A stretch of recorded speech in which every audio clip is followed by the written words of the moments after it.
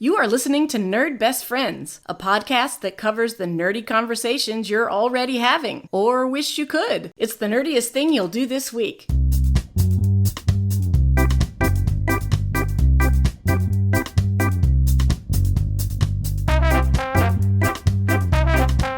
This is Analese. And this is Rob. And we are your nerd best friends. We are going back and nerd watching the disco era, the 70s.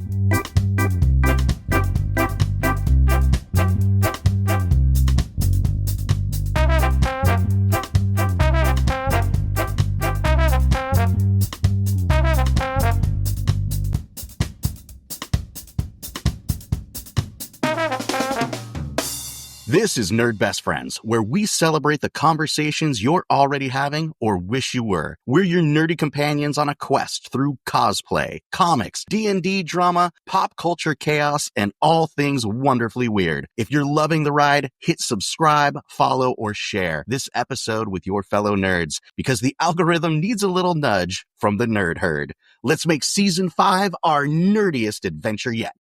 We are in Season 5. This is episode 74. Rob, we've nerd watched the 80s, the 90s, the 2000s, the 2010s, and now we have to go back in time. It's the 1970s. That's right. We ran out and I knew this was going to happen. So now we're going backwards, which is going to be interesting because it will be more and more challenging as we get further and further away from when we were actually alive. Or maybe, in a couple more years, we'll be able to do nerd watching the 2020s. So we're really close to that. Right. It's going to bump ahead because we're going to be really struggling for the 40s. Like, oh, thank goodness we can see. Okay, 2020s. Woo! We go back to the future. Hey. Oh, that'll be fun.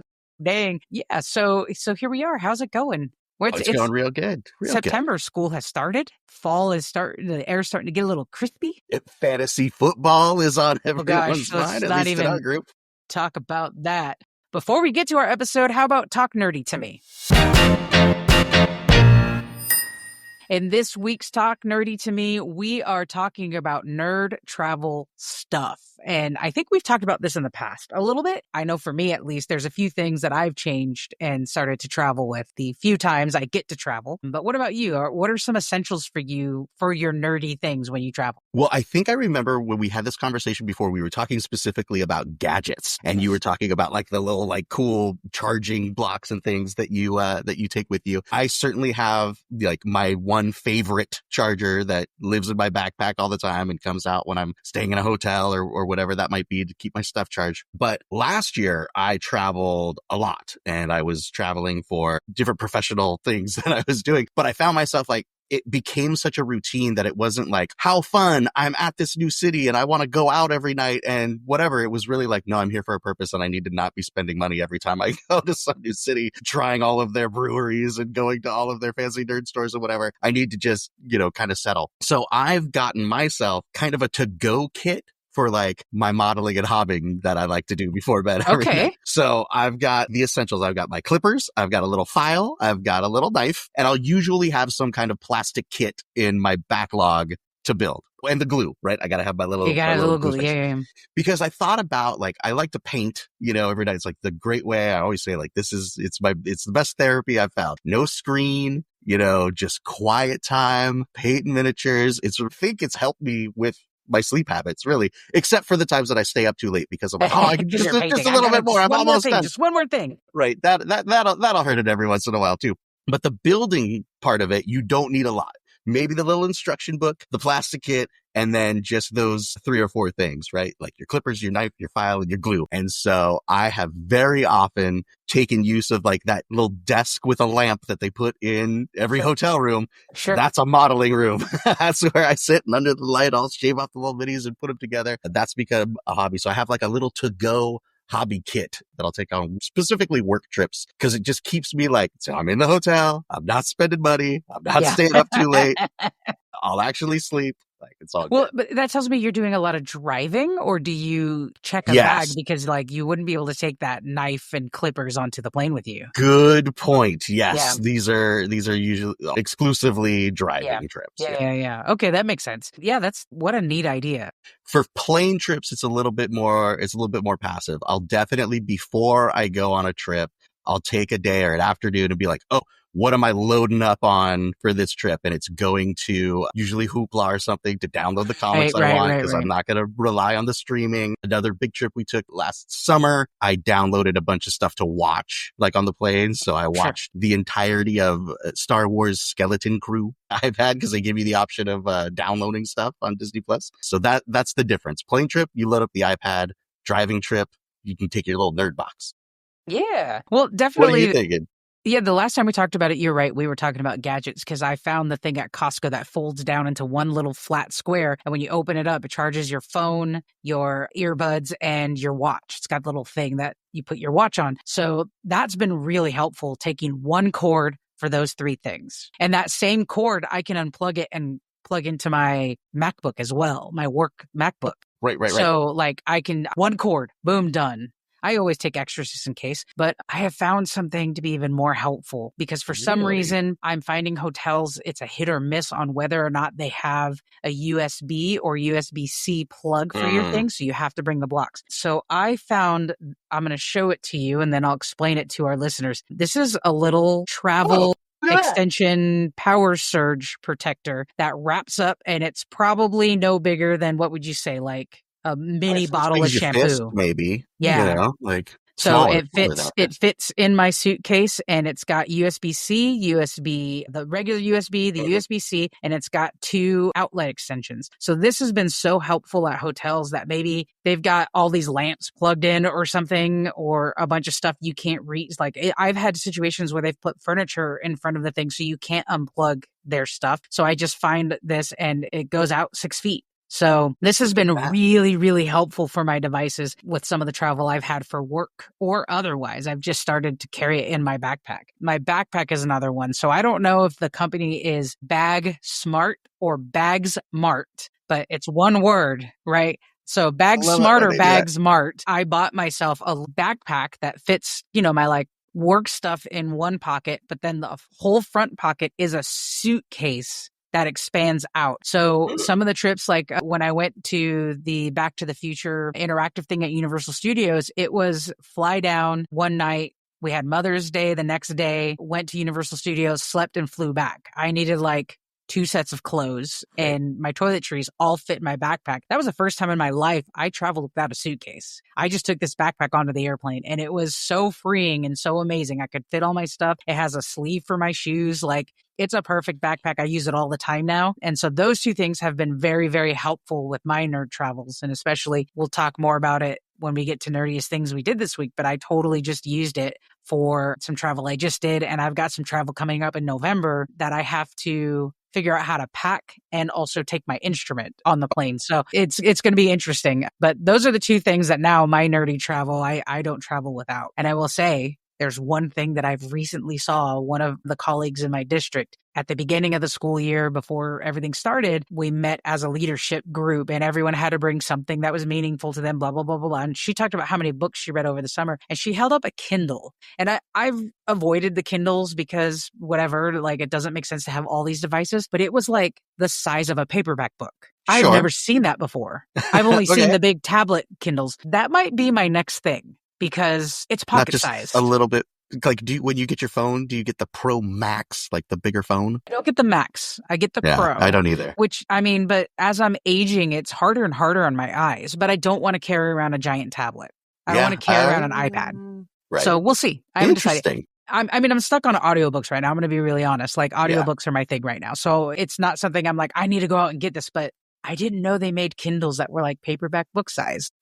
I'm intrigued. Those Kindle people love their Kindles. They love that e-ink. They love that it's not like a backlit display shining in their eyes. Better on your eyes. Kindle people swear by their Kindles for sure.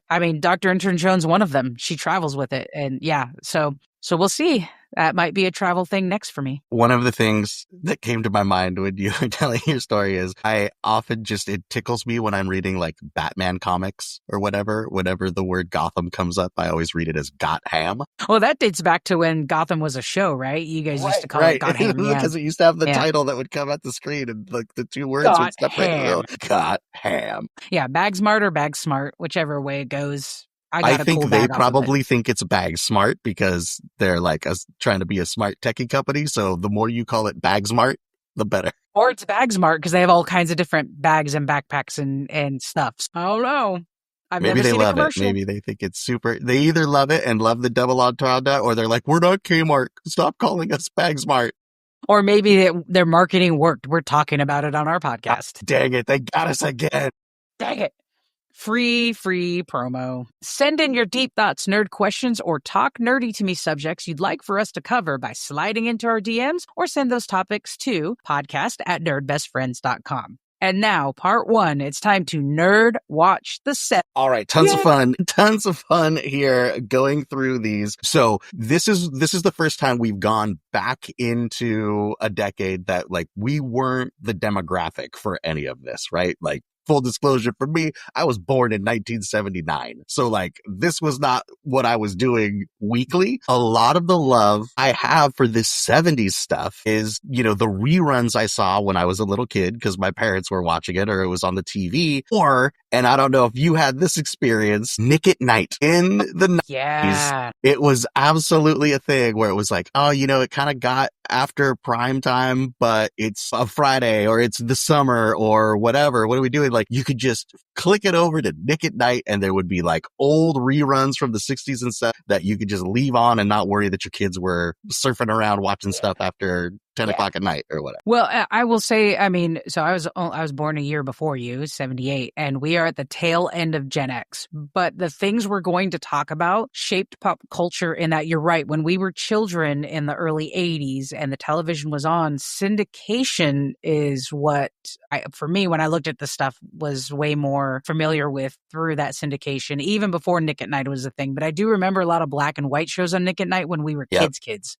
Yeah. And then seeing a lot of those. But some of these things that we're going to mention were playing in the household, and I remember it. And they, for different reasons, had different impacts on me, and probably the same for you. I will say we have generally had so much to talk about in our nerd watching episodes. We intentionally split this up into 2 parts. So it's really hard to not talk about things that are coming in part 2. But I was shook with some of the things I found that I didn't know were from the 70s. So interesting. Yeah, that's more for part 2, but definitely just some things that surprised me and also things that really actually shaped our childhood when both of us were much younger, right? Because we started with the 80s. Season 1, we nerd watched the 80s, and that was like our childhood into being an adolescent, right? And we were adolescents in the 90s and full grown adults by the 2000s. So this is going to be fun. You're right. It's not for us, but it's still, a lot of this stuff has really shaped some of who we are. Yeah, absolutely influential for sure. Especially when we start talking about these TV shows that were just like,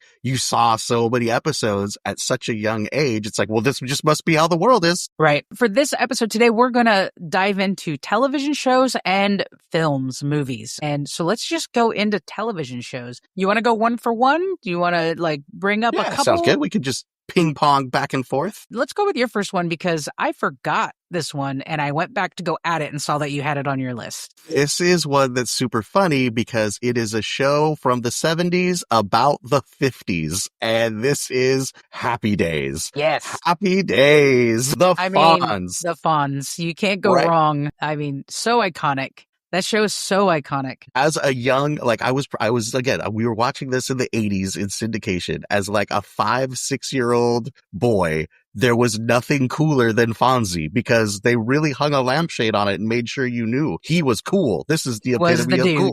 He's got boots, jeans, a white t-shirt, a black leather jacket, and a motorcycle. There's nothing cooler than that, kids. This is the epitome. This is it. The Fonz, Arthur Fonzarelli. And of course, I thought the Fonz was the coolest. And I was probably, 6 years old going to first grade wearing my jeans and boots and white t-shirt because I thought I was so cool.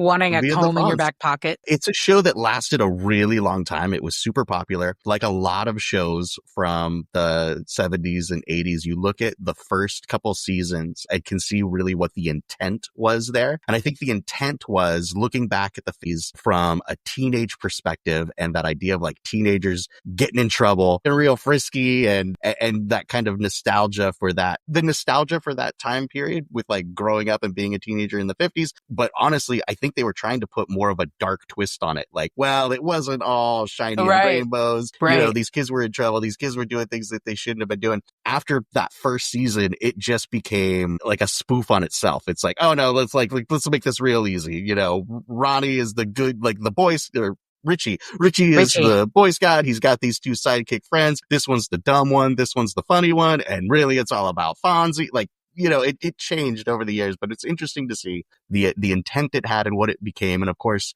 as a young, you know, as a 5-6-year-old boy, the goofier it was, probably the more I liked it. The better. I think also, I can never remember. I'm going to look it up real quick. The movie American Graffiti. Do you remember what year Happy Days started? You know, I didn't mark because I don't down remember what which year one it comes was. first. Let's see. So American Graffiti is 1973. Happy Days. Let's see who can get it faster. Happy Days television show, 1974. Where I'm going with this is that I think they took the success of American Graffiti, especially with what's his face that plays Richie Cunningham. Why am I blanking on his name? He's super popular. Ron Howard. That's why I said Ronnie earlier. Oh, yeah. He was also on the Andy Griffith Show. And Ronnie Howard. As a child, yeah. They took the success of American Graffiti and then kind of did an anti-Leave It to Beaver show with Happy Days. Like, this is more realistic. Yes, that's exactly what they were doing. They made it edgier like American Graffiti based off of the popularity of that film in 73. Then here comes Happy Days. It's set in the 50s, and it's a more realistic view of what being an American teenager was in the 50s. And also, like many shows in the 70s, you don't see as much anymore. You get the spinoff Joni Loves Chachi based off of characters that became popular over time. So, and I'll Joni just go being ahead Richie and take sister. it off the list right now. Another spinoff from that show was Laverne and Shirley, which is also on my list. There's a connection there, right? So remind us the connection to Laverne and Shirley. It was in the later seasons where they were just getting all of these different kinds of characters. And Laverne and Shirley came into Happy Days, I think, as like these girls on Fonzie's arm or whatever. And then maybe, remember in Laverne and Shirley? Gosh, I'm not going to remember his name. They knew Fonzie. I should have done more research. But it was like the other Fonzie guy. It was the big ragu. And he had like a silk jacket. I can't remember. Yeah, and I a can't remember. fro. Like, I'm not going to remember his name, but he was kind of a rival to Fonzie. But then they spun out into their own universe. And then I think Lenny and Squiggy also Lenny and came Squiggy from, were also, from there, because they were like toughs with leather jackets and lots of grease in their hair. But idiots. Yep. So they would come and they would be like foils to Fonzie and his pals. Right. And that spun off there.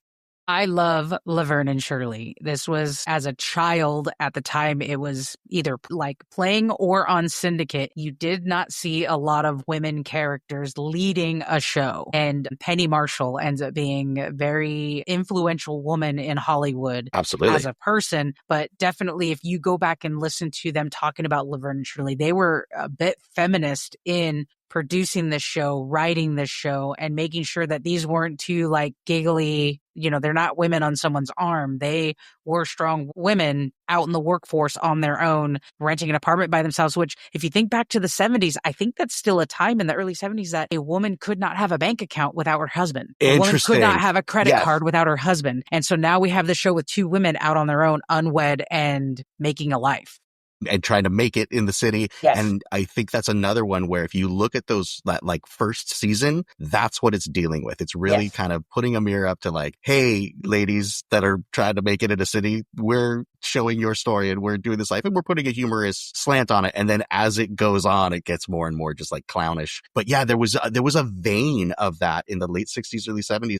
We're talking after civil women's rights movement, after 60s, women's rights and stuff. We see the Mary Tyler Moore Show. We see Rhoda, and then we see a kind of a more gritty version, which was Laverne and Shirley. Which will lead me to the first one on my list. And I've seen all of the episodes of all of those shows multiple times because my mom loved those shows, so they were always on. And then Nick at Night had them on when we were becoming adolescents. They they were on all the time. And in that vein, the first show on my list is The Facts of Life. Which is all women troupe. And granted, it's not quite the women power story because they're all at this boarding school for reasons, but they are some teenage girls growing up in a house with a house mother and going through school and adolescence and life. And I think this is the first show I remember that you have like the very special episode of Facts of Life where they talked about serious stuff.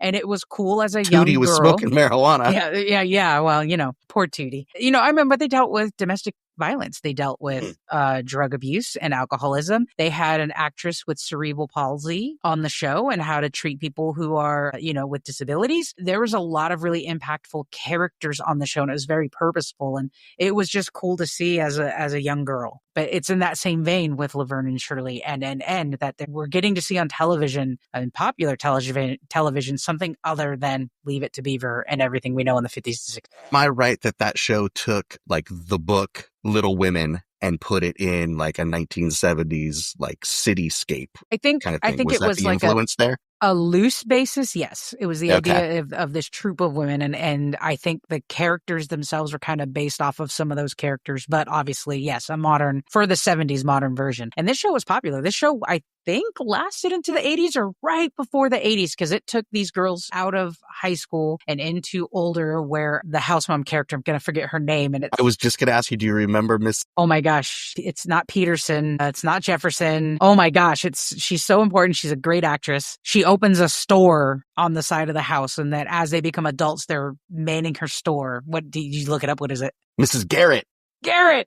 Yes, Mrs. Garrett. And how about George Clooney? And I think his first role ever is on the later seasons of The Facts of Life. So Facts of Life, great show. Fun tangent, when there was a D&D campaign I was playing years ago, and one of the things that were in like the town that was the home base of the characters was there was like a boarding house where, different people could stay, because your characters come and they're going to spend a lot of time here. So like, where does everyone live? And like, well, the monk, he, during downtime, he stays at the temple with this person. And this guy, likes to hang out with the sheriff or whatever. And then there was this boarding house, and the boarding house character was absolutely Mrs. Garrett. Whenever I could do the voice, girls, like, yes. just the thing. That's amazing. Just real quick, I'm going to mention a couple in a row here, because along that same vein of, kind of feminism and bringing forward women, there were a few shows in the 70s that started to bring people of color to the screen. And that was also pretty new for American pop culture. So one of these shows is Good Times. It's Harold, a great show, also kind of clownish characters, but also had very serious episodes. In fact, this show is famous for how it ends, and it ends with a tragedy, which, if you've never seen the show, big spoiler alert, the very last episode, the father of the family dies. And the show ends with them finding out that he's had a heart attack or something along those lines. It ends in this tragedy, but the buildup to the whole show is, here's a typical Black American family. And you didn't really get that in television prior to these shows. So Good Times was one of them. Different Strokes was one of them. And that's right. That one came out later 70s, where you have a wealthy white man who adopts two African-American children. And he's got his daughter. He is single. I think he's widowed, if I remember correctly, on the premise. And he adopts these two boys, which brings us great iconic lines like, what you talking about, Willis? So Different Strokes is one. You mentioned Good Times. Yeah. Yes. I'm just like right in it, because I'm like, yes, the 70s was this time after civil rights where it was like, hey, let's bring all of this to the front. And of course, it's like, it's pretty whitewashed and everything's like a little cheesy, but it was the time where it was like, hey, let's actually bring Black America onto television screens. And the stories of Black Americans at the time. And I want to mention the Jeffersons, because this one was also unique, because you don't see another wealthy Black family until you get to the Cosby Show, where they're both educated and higher than middle class, right? But the Jeffersons is also a spinoff where George Jefferson was like a butler or something, and he gets his own show. I don't remember exactly how he comes into the money, but the whole theme song is "We're moving on up."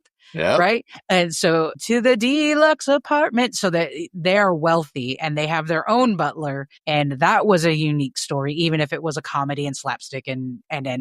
These are three examples of shows where we started seeing people of color on our screens and their stories being portrayed in American households. I love that all three of those were on your list. And I think it's great to think about. And I just can't imagine, like, here we are in the year 2025. We've gone backwards in a lot of ways. Like, to have a television show where it's like, hey, there's this dude and he's got his like white daughter and decided to bring two, adolescents of color into the house because it was the right thing to do. Seems like, hey, yeah, maybe we should think about things like that a little bit. Being kind is punk rock. Yeah, there you go. What do you got next? Okay, next I'm going to go with another fun one, because again, you got to picture 5-year-old, 6-year-old Rob on his big wheel going through the driveway and trying to do spit outs, singing at the top of his lungs the trumpet lick from the show. Yes. Okay. All Ponch right. and John. Ponch and John. Riding the California highways, ready for whatever comes. Wow. Oh, yeah. I was so On into your tricycle trying to pull over your dad in his car. Exactly. I remember, I would be on the playground in elementary school and they had, the track and you could take those, big, gnarly, heavy metal tricycles out of the shed and you could take your turns riding trikes around the track. And I was looking for another friend to be Ponch or John, and everybody fought over who was going to be Ponch. But so sometimes you had to be Ponch and sometimes you had to be John. I don't remember what the difference was in the imagination game, but it was all about riding exactly right next to each other on the tricycles around the track. Who would have thunk, let's make a show about the California Highway Patrol. Right? And wow. But yeah, iconic. Ponch and John, iconic. And you have a, Latino, Hispanic main character. Can you name another one in the 70s that right off the top of your head? Nope. Nope. But it was Southern California, and that's a real thing. So why not make our show that good? Just really cool. And it's one of those things where it's exactly what you said. Who would think oh, let's just make a show about the Highway Patrol? But really, if you talk to people who work in emergency services and stuff, they have a million stories. Because they see all of the craziest stuff. If there's something wild and weird going on, they literally get called to come look at it. So I can see sitting around the table, it's these Highway Patrol guys, they sure do have a lot of stories. You know what we could do? Let's make a show. Generate shows for seasons and seasons about all this wild stuff. And then, of course, it got into again, as it went on, every season we stray further from God's Lights. And it went from looking at this Highway Patrol drama of the things that are happening out there to Ponch's love life and Disco John and all this other tangential But you stuff. had to get to know them as people, as the characters involved. I liked getting to know them as people during the early seasons when they would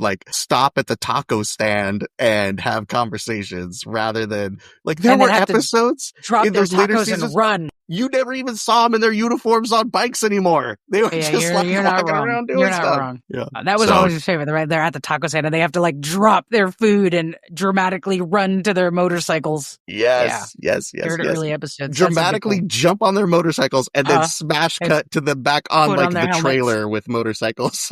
They're in the soundstage with the green screen behind them. So good, so good. I'm going to talk about a comedy next that takes all that feminism and inclusionary things that television try to do and flips it on its head. I'm talking about, of course, Three's Company. And the premise of Three's Company that we saw a ton on Syndicate, and it was so inappropriate for us to see as kids, but everything in this show is innuendo. So, hey, Three's Company is a story of the character Jack, played by the great late John Ritter, and he needs a place to live. And at the time, couldn't live in an apartment with a woman if you were not married. So it takes this whole idea of what was going on in the 60s and women's rights. And it was he's the rules of the apartment complex. Yes. Right. Across the country, these were rules that you couldn't lease to people who were not married to each other and of opposite sex. So in an effort to find a place to live that he can afford, he pretends to be gay. And so that Mr. Roper will let him rent a room with these two women, young women, because he has no sexual interest in them because he's gay. But the reality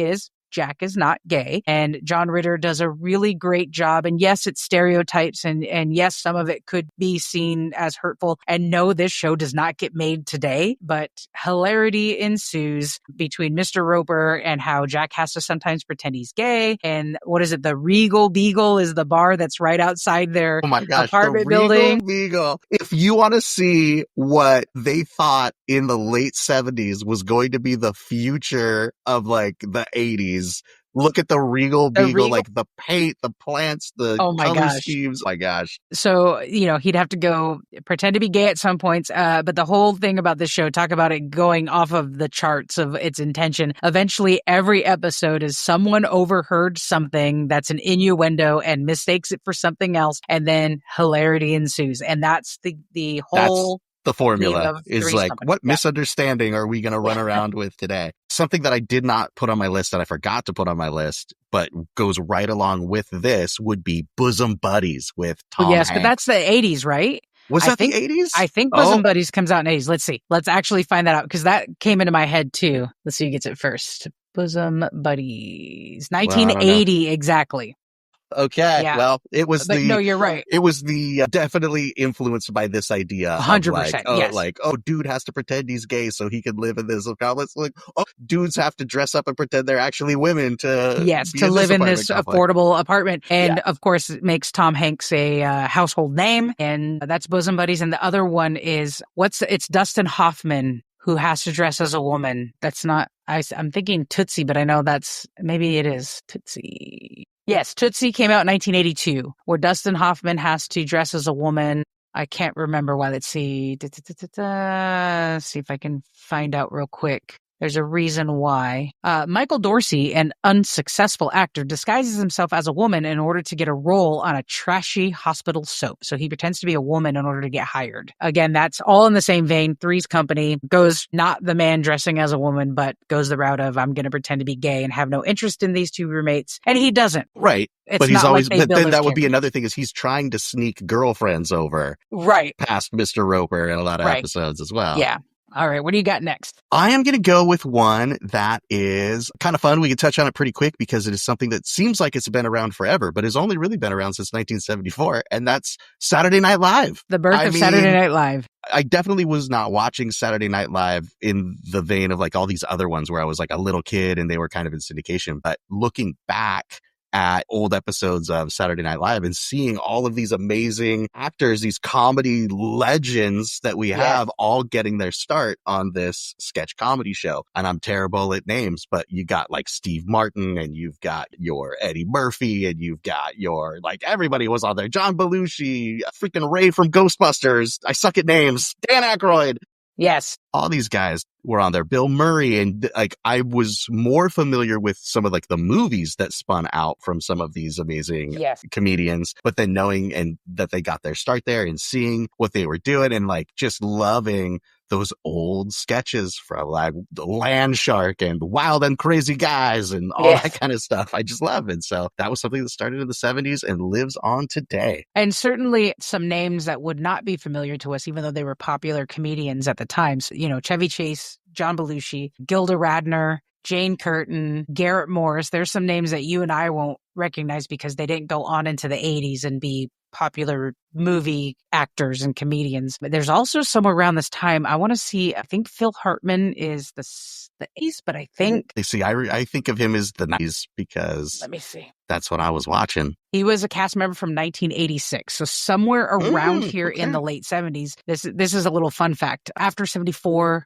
Saturday Night Live becomes the show that all comedians wanted. This is how I break into the business. And so everyone's, auditioning for Saturday Night Live and trying to get on it. And this is around the time that Paul Rubens is trying to get on Saturday Night Live. And he's really close friends with Phil Hartman. So somewhere around this late 70s, early 80s, you get guys like Paul Rubens, who famously does not become a Saturday Night Live cast. He creates the character Pee Wee Herman, who he auditioned with for Saturday Night Live and didn't get the job. And they didn't want to. Yes. The 74, that's a good call. Saturday Night Live is iconic in terms of churning out famous comedians and some of the best comedy films eventually of all time. You have a fun one on your list, I see. What's next for you? So I was thinking like a lot of the ones I'm talking about so far are very, socially important or impact to me personally, not very nerdy. So I wanted to talk about a nerd show. And of course, we have Mork and Mindy that came out in 1978. Mork and Mindy is your typical, here is a Earthling who finds the company of someone from outer space, famously played by Robin Williams, brilliantly played by the late Robin Williams. He plays a space dude who he's fish out of water. He doesn't understand. It's a fish out of water story and basically a vehicle for him to be goofy and wacky and do all of his physical comedy and funny voices and sound effects and all the things that he was known for. And he was brilliant on this show. And I think it lasted a handful of seasons into the early 80s and then went off the air. But Mork and Mindy was such a fun show to watch. Yep, absolutely. I loved this show. I thought it was so funny when I was a kid. Do you remember I think it was in the later seasons, or maybe it was from the beginning, where they brought in Bill Withers as his dad that would communicate, or maybe he was Orson. Was Bill Withers Orson? Mort calling Orson? Mort calling Orson? I don't remember that part. I don't remember either, but they brought in Bill Withers and it was like, I felt like he was already old in 1982 as this like old like comedian that everybody was supposed to know, but like I didn't because I was a kid. But later when I was in high school, I remember meeting Bill Withers at some like event. Like, how do I know this guy? Like I was like 14, 15. I'm like, how do I know this guy? It's like, oh, that's Bill Withers. He's this comedian from blah, blah, blah, blah. And I'm like, I have no idea. Like they're saying all these like movies or like these things. And I'm like, I didn't listen to his comedy record. Like, I don't know what you guys are talking about. Right. And then my mom goes, remember he was on Mork and Mindy? And I'm like, I'm such a big fan. I loved Mork and Mindy. I don't remember that, but what a great story to be able to tell. That's awesome. No, Mork and Mindy's great. Such a fun show. And even though there were innuendos in it as well, it was safe for us as kids to watch. Yep. I'm pretty sure as a little kid, I owned one of those like rainbow kind of colored vests. Yes, vest, yeah. Did you walk around and say Nanu, Nanu? Sure did. Yep. You that was a thing. Ice cream money, I did. All right. What's your next show? What do you got?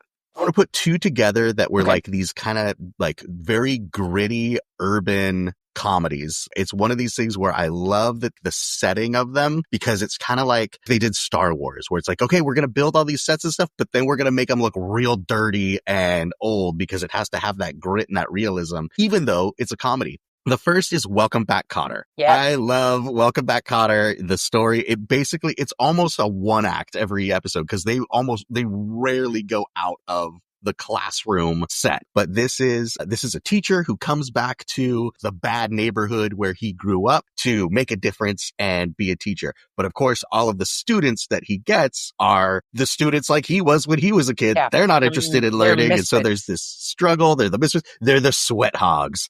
Yes. And it's a cast of it's like a multi-racial cast of people of color and different things like you would get, in a real city where the population is dense, and they're all hilarious. This was a good introduction for John Travolta, of course, was the cool kid. And, I loved it. I love the sweat hogs. I love that they were always just bagging on each other. That was the whole thing. Like if I learned, I probably have a lot of influence there of like, oh, when you're around your friends and you're just hacking on each other all the time, probably came from Welcome Back, Kotter. Yeah. That was a very formative time where I'm like, oh, friends means you pick on each other. That's also very Gen X. If you can't take, you're not my friend.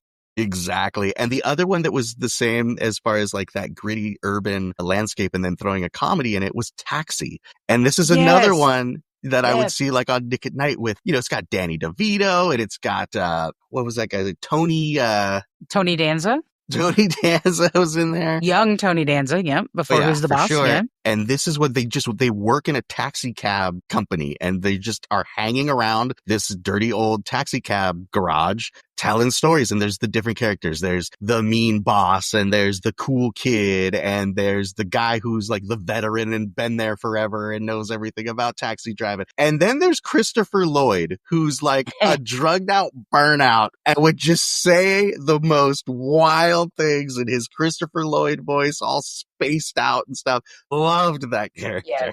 And they were like real people. They were not your middle high class. They were low class, just like scraping working to make their living. Yeah, it's very blue collar, punching a clock kind of show. Yeah.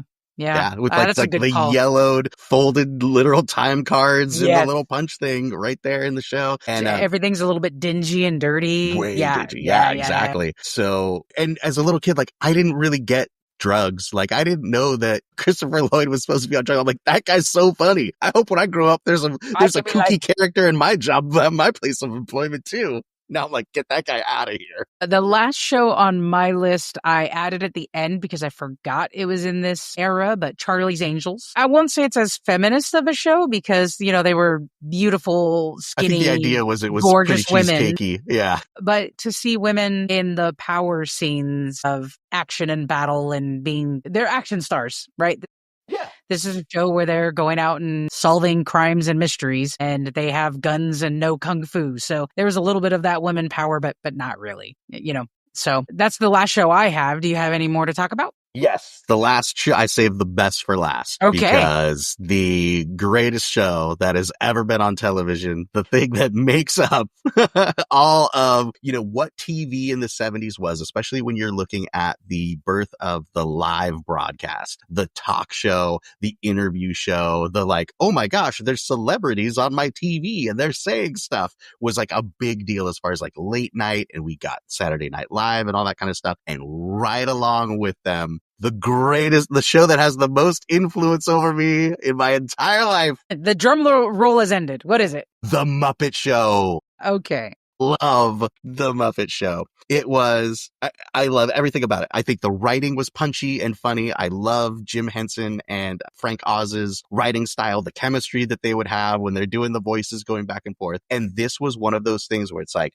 okay, we have this template of, the late show or whatever, where there's a host, they bring in the guest gets to talk and do a little like monologue. Maybe they put him in a funny sketch and Bob's your uncle. Oh, there's a band usually in the late night show. And they're like, what if we did that, but we do all of this in a puppet show? And it's all this avant-garde, like you see the development of the different Muppet characters. Like you can watch the Muppet movie from whatever, 10 years ago that, came back and kind of rejuvenated the Muppets. And you'll see like, oh, there's, the big guy covered with rags, and there's the baby frog, and there's the this and that or whatever. Right. And you can go back to the 70s and watch the Muppet Show and see those characters as they're introduced for the first time. Oh, and they're talking to all of these celebrities, because that was the thing. They bring in a celebrity. The celebrity would sit down with Kermit and there would be like a funny thing, or with Fozzie and there'd be a funny thing. And then they would do this sketch comedy show where it was all of these Muppets and then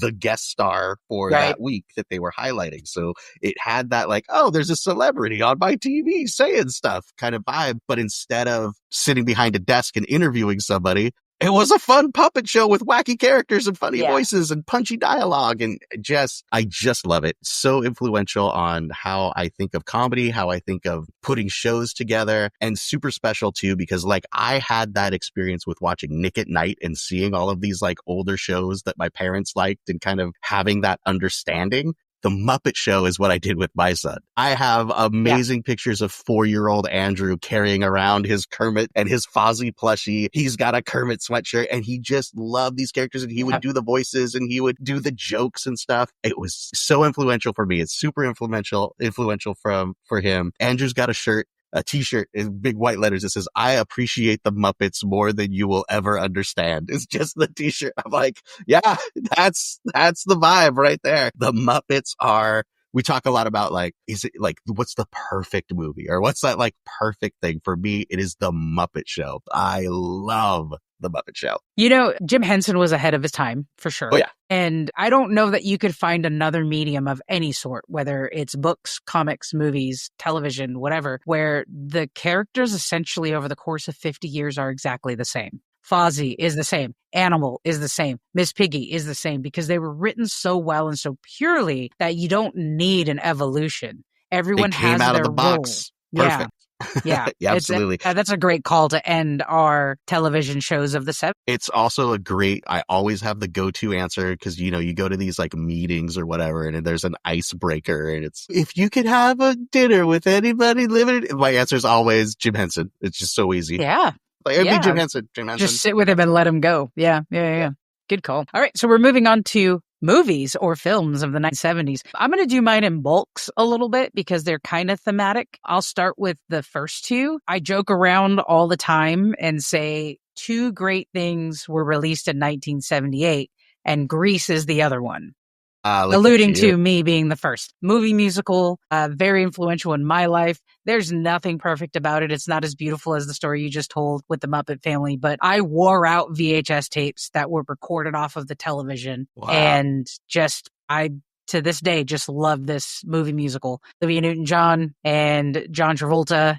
And Stockard Channing is one of my favorite actresses of all time. I just love this. I could have it on in the background every single day. And that came out in 1978. Similar to that, movie musicals were a thing. But in this case, the next one I want to talk about it's really out there. And it's a cult classic. this might be one that we dive into deeper with cult classics because it wasn't that popular. It was seen as too out there. And it's another one that was ahead of its time. You can't go wrong with Tim Curry and Rocky Horror Picture Show, which now, again, 50 years later is iconic in pop culture. Another movie musical that it's based off of a stage musical, just like Grease's, and they are wonderful, wonderful, iconic films from the 70s. Now, with Grease, is it just the movie that you love, or do you love the musical? Like, if that musical rolls into town or you have the chance to see it, will you go see the musical too? Or is it really that John Travolta, Olivia Newton-John? So that's a good question, because the film is different than the stage play.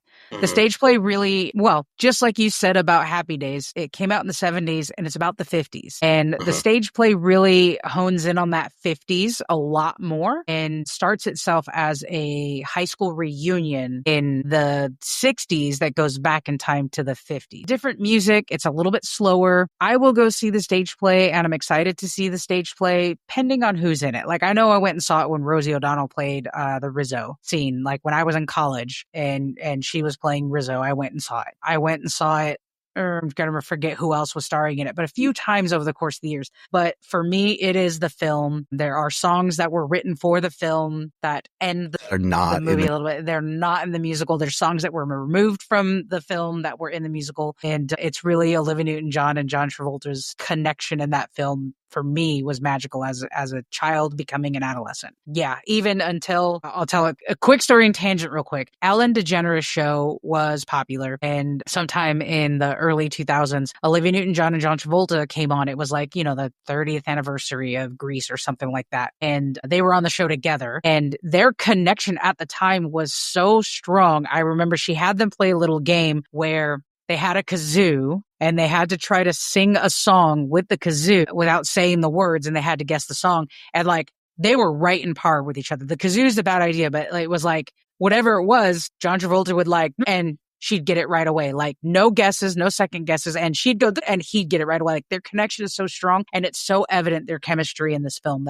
that's what I remember more than anything else. And then, I was never going to be a Sandy. I'm not a dude, so I couldn't be Danny, but Stockard Channing as Rizzo, also very influential, that you can be something other and still be okay. It's really the film that I love more than anything else. There you go. Whether you want to combine them or not, have at it. What are your first films or film? Of course, we're just going to start with the banger, Star Wars, right? Yeah, yeah. There is no one who has ever listened to an episode of the show that doesn't know that we love Star Wars. I particularly love Star Wars from 1977. I think it is one of those, this is a perfect movie. It's so good. And I told the story, months ago about what an expert job they've done expanding that story. And I think from Andor to Rogue One to Star Wars is an incredible story. Now, I think that it's an example of a triumph as far as taking something and then making prequels and making sequels.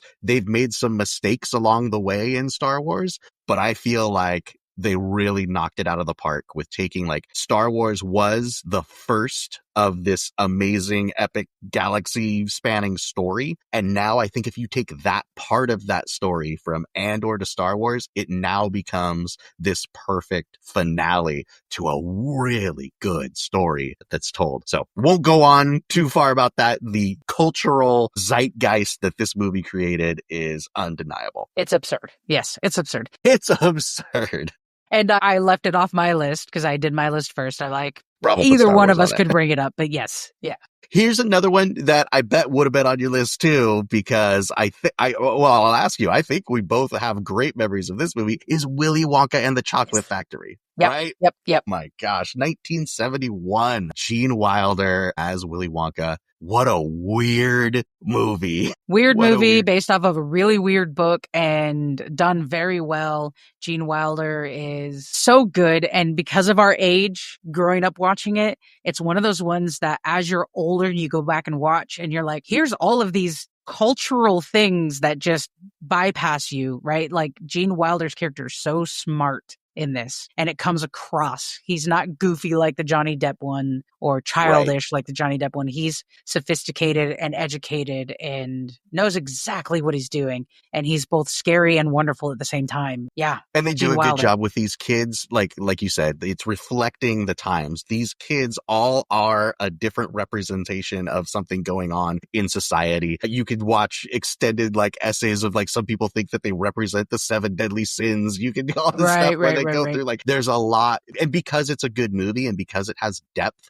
especially for something that was like, this is a kid's book, it'll be a family movie. Right. There's so much depth there that even today people will look back and they'll be like, oh, let's just really take a look at Mike TV, what he was about, what it meant for the time period, what it means for us now, how it compares to social media, like all these things, because the depth is there in the story. Yeah. Yes. And Charlie being poor and scraping pennies together, or he finds money in the sewer to buy the chocolate bar that gets him the golden ticket. Like, and having his grandpa there, Grandpa Joe, the perspective of Grandpa Joe and like the dichotomy between an eccentric billionaire of Willy Wonka and Grandpa Joe, who sleeps in a bed with 6 other people in their one-room apartment, is amazing. It's so good. Yeah, that's a good call. All right. And then I'm going to get into a bunch of like kid stuff. So let's throw it back over to you. So I'm going to talk about also 1978 Animal House. I love this movie. It is so funny. And I think it comes at a time where things get a little bit more risque, right? Like, for sure. This is the raunchy comedy, right? Yeah. This and is the Predator.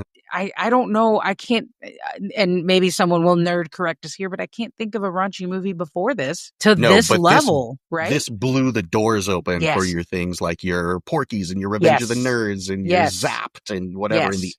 This came in the late 70s to open that door. That's why it's worth bringing up. And also iconic Jim Belushi, who's one of the characters in the show. But this was really made for a certain demographic, and Hollywood started to notice if we make these raunchy films for this demographic, we will make money. And so you're right. It does spawn off to a lot of comedy, raunchy, and that dates all the way into the 90s with American Pie and that whole franchise, and even today. So this is really the start of it. I will say this also predates Airplane. Oh, really? And, I guess that would be in the 80s. Leslie Nielsen, the early 80s was Airplane, also based off of the more serious movies in the 70s called Airport. But you get Animal House, and now you start to get these spoofs and raunchy and a little, I won't even call it avant-garde comedy, but basically is what it was at the time. They were pushing the limits of what the film industry would let them show, right? And really ratings came along. Yes, 100%. Yes. So I think what next, you have a bunch in a category and I have a bunch in a category. Do you want to go first? So I've got 2 that kind of speak to where this was. Okay, go ahead. This is, again, these are things that I was watching as a young kid in the early 80s that had maybe come out 10 years before, but that made them available either on TV or on your VHS tape, as it may be. One is something that I think a lot of people really think is cool. I sure did, was 1973 Disney's Robin Hood animated movie. The one with the fox guy. Yes. Okay. I mean, I absolutely love this movie. This is a high fantasy movie. It's a legendary old story of Robin Hood. It's rob from the rich, give to the poor. There's bows and arrows. There's swords and shields. There's anthropomorphic animals wearing knight armor and stuff like that. Jousting. Like, it's really cool. I cannot think about how much time and effort I spend into the realm of high fantasy, all of the books that I've read, all of the, miniatures I paint, D&D games I run, if it weren't for watching Disney's Robin Hood again and again and again, and just living in that kind of. I can't believe it's that old. Like, right? I forget that came from the 70s. Really well done. Oh yeah, it looks great.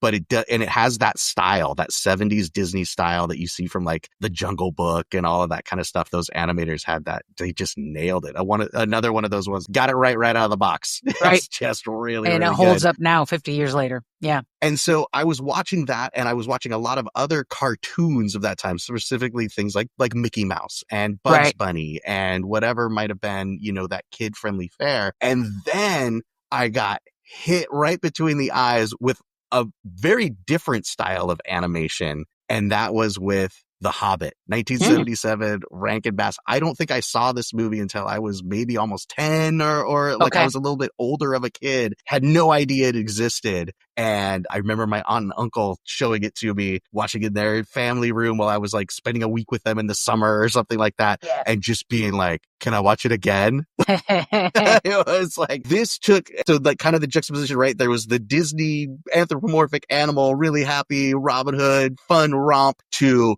no, here's the Hobbit. There's trolls and they show blood and there's like all this stuff. It's still a cartoon, but it was just, the styles were so different. And then it all came together where it's like, oh, this is where Rob's like high fantasy love, like how I do all of that, like RPG, like Dungeons and Dragons stuff. It is definitely that fusion of Disney's Robin Hood and Rankin Bass the Hobbit. Wow. And if I know we're not talking about books this episode, but not long after that, you discovered the books, right? Well, absolutely. Like I was like, well, this is based on a novel. And it was like, okay, well, that novel's really hard because I'm 9, but later on, I'm going to keep that on the shelf. Yeah. For a couple more years. Well, I'm going to talk about just a bulk of films that are right into my nerdiness and my love. And the 70s was important for the horror genre. And we'll get into more of this in part 2 as well when we talk about books and comic books. But man, iconic horror films in the 70s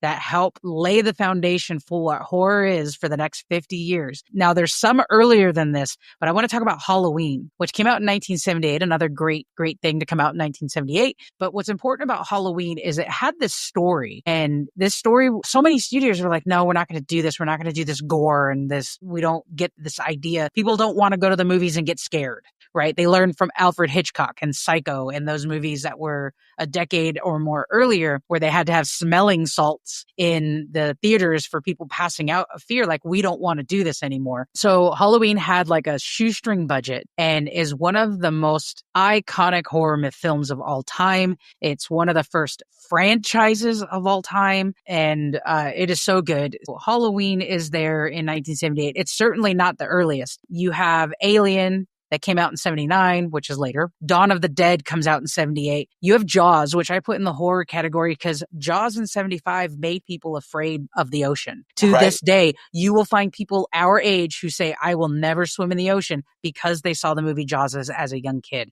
Or they got that fear embedded in them from their parents who saw the movie Jaws in the theaters going, nope, you're never going to the ocean. The ocean is scary. You're going to get eaten by a shark. Mm-hmm. Of course, you get Texas Chainsaw Massacre, you get Amityville Horror, all based off of real events brought to the page and then brought to the screen. And then, of course, you get Carrie, which is the first novel released in the 70s by Stephen King and the first of his many, many films brought to the screen. Also iconic. These are all iconic horror So that movies. was a real quick turnaround. That book came out and they're like, we need to make a movie of this. It was so good and so popular so fast. They made a movie Wow. and got Sissy Spacek to play it, and big time director, big time adaptation. It was a big deal, especially that they pulled that movie out of the book. And we'll talk more about the book in part 2, but the real quick tidbit here is the book is written unconventionally. It is not a front to back, here's a novel. It is a little bit of Carrie White's point of view, a little bit of here's a newspaper clipping from the time something happens, and you start to unravel what happened over the course of the novel without it being point 1 to point 100. And they pulled that movie out of it. Just phenomenal. But the 70s was a great decade for horror films. Of course, horror films existed before this. They exist after this. But really, I think this is a turning point where studios started to see audiences actually do want to go and be scared. And there is an audience for these massacre-ish type movies, or movies that really make you think about society in a different way, really make you think, do I want to go swimming in the ocean? So I know there's so many more, but I brought out that bulk of horror films from the 1970s. I'll wrap us up with another package. And this was a bunch of 70s movies, and again, Disney movies that I saw as a young kid because they started doing this thing called The Wonderful World of Disney. Yeah, that's right. Okay. Yeah. And it was Sunday nights. Yep. And Michael Eisner would come out and give some little talk about, Disneyland and blah, blah, blah. And this was the intent from Walt Disney himself, and give you some little thing. And then they'd play an old movie, or I think they would play an old cartoon, kind of short. And then they would play a movie. And so that's where I see all of these Disney movies that are they're not good, but man, have I seen the Shaggy DA and Pete's Dragon and the incredible Mr. Limpet and all of the Herbie the Love Bug movies. Oh gosh, yes. again and again, all of this 70s stuff that Disney was just churning out in the 70s. And then later in the 80s with The Wonderful World of Disney Yes. with Michael Eisner, I watched all of them as a kid. That's such a good call. I hadn't remembered any of those until I saw the names on the screen and went, oh my gosh. Right? Yeah, that's a good call. That's definitely a Gen X thing too. It's like, why do I know who Herbie the Love Bug is in the year 2025? Like, that should not be something that's taking up space in my brain, but sure is. First generation of latchkey kids, we had to stay outside all day, and when we came inside, the television was turned on, and the Apple Dumpling Gang. Like, there was this time in the 70s where they were putting Don Knotts in everything. It was like, you got the Incredible Mr. Limit, you got the Apple Dumpling Gang, you got Three's Company. Like, we could not get enough of Don Knotts. Don Knotts was the man. Come on now. All right. So that's going to wrap up part one, right? That's part one. So we have so much more to talk about, which is why we decided to split this up into two. In part two, that's coming out next week, we'll talk about books, including comic books, some pop culture fun stuff, and of course, 70s music. So the that'll most be next difficult part was making the list for music. Oh my gosh. I thought it was the easiest part, but we'll get to that next week. Too many choices. My list would have been. Well, that's what you mean by difficult. Yes. Yeah. Oh, yes. It wasn't like difficult to pick to like, oh gosh, what do I like from the 70s? Like, it turns out the 70s might be my favorite genre of music. Okay. Yeah. But more on that next week.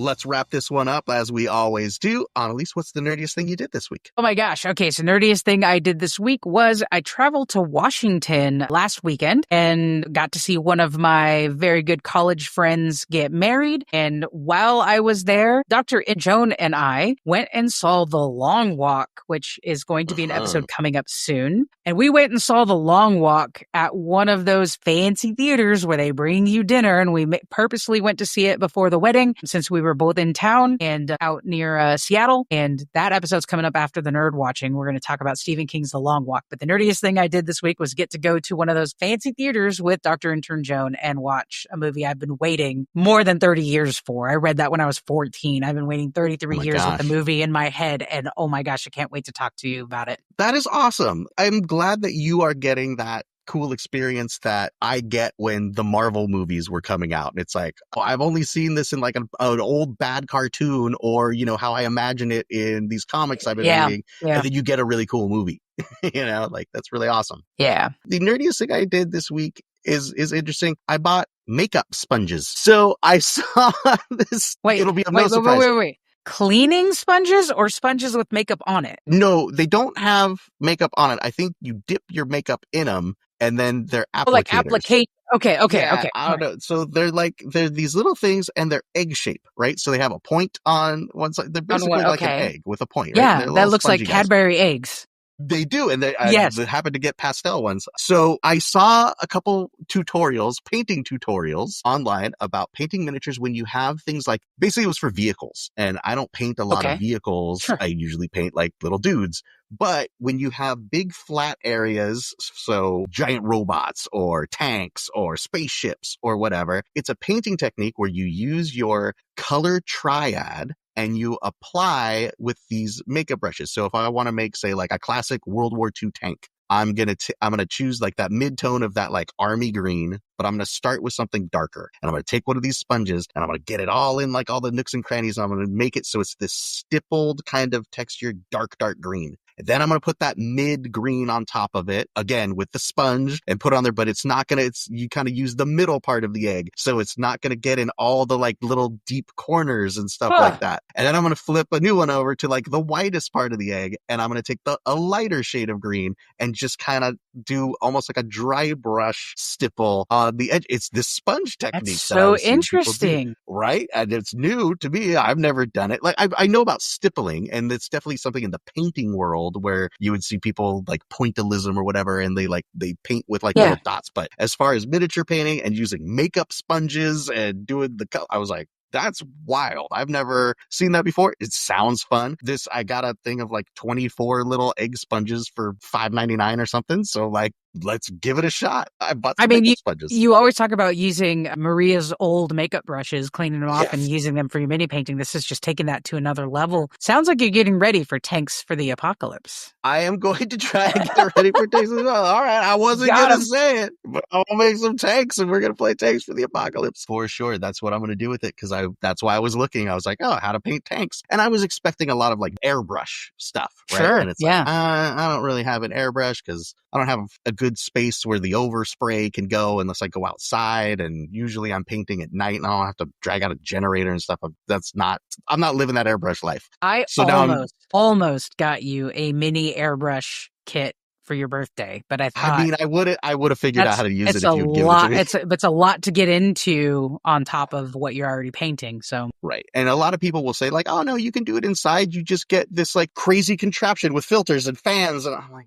I don't have that. I'm not growing marijuana over here. I just want to paint my minis. I'm not making meth. That's right. I don't even set up this whole meth lab so I can airbrush something every once in a while. That's hilarious. Good stuff. Yeah, we're going to try the cheap makeup sponge technique, and I'll let you know I can't wait to see what it looks like, and I can't wait to do Mini Paint Monday on our Instagram at Nerd Best Friends and show everybody what this technique ends up looking like on your tanks. So good stuff. So that's a wrap on Nerd Watching the 70s Part 1. From bell bottoms to blasters, we're just getting started. Tune in next week for Part 2, where we dive even deeper into the glorious, groovy, geeky chaos of 70s pop culture. And hey, follow us on Patreon for exclusive content, bonus episodes, and early access to episodes. Before you go, smash that follow or subscribe button. Drop us a 5-star rating if you're feeling the nerd love, and find us on social media at Nerd Best Friends, or email us podcast@nerdbestfriends.com. Help us grow the nerd herd and keep this geeky goodness rolling.